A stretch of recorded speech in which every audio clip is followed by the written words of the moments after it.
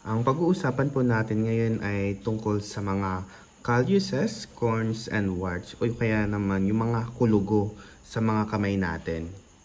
Itong Mediplus na to ay brand name po ng generic name na salicylic acid. Ang salicylic acid is nakakatunaw ng mga warts natin, kulugo. Yun salicylic acid. Pwede rin po sa yung mga liquid na salicylic acid, pwede rin po yun sa mga pang-remove ng mga warts o kaya naman kulugo. Bali, itong salicylic acid na to ay may 25 mg for indication of or removal ng corns, calluses, and warts. Yun nga po yung kulugo na sinabi ko. Itong medicated with salicylic acid ay meron na itong 6 plaster na kasama. Ang example po niyan ay ganito.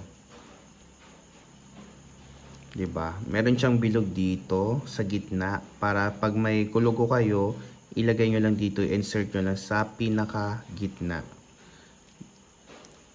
Bali, ang pag-use po nito ay 3 araw. Huwag nyo pong galawin or huwag nyong basain. Iwasan na lang mabasa. For example, maliligo kayo.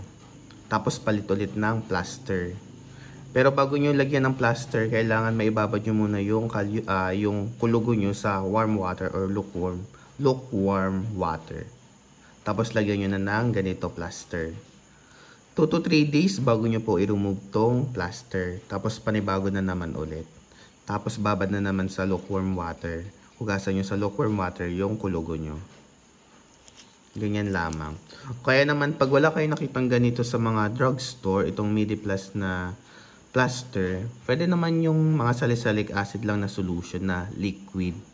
Bali, lagyan nyo lang yung bulak ng salicylic acid. Tapos bili lang kayo ng tape na paper tape, ibabad nyo lang dun sa kulugo nyo. Yun. Tapos ilang days rin bago nyo i-remove yun. Makikita nyo matatanggal na lang kusa. Bali, yun lamang po. I-share ko lang po itong Mediplus na salicylic acid na to. Yung mga may kulugo dyan, ito lang po yun. Hanapin nyo lang sa mga drugstore. Mabibili naman to kahit saan.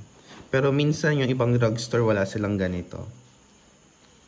Salicylic acid na Mediplus. Pag napanood mo po itong videos na to, pa-subscribe naman po and likes. Thank you so much.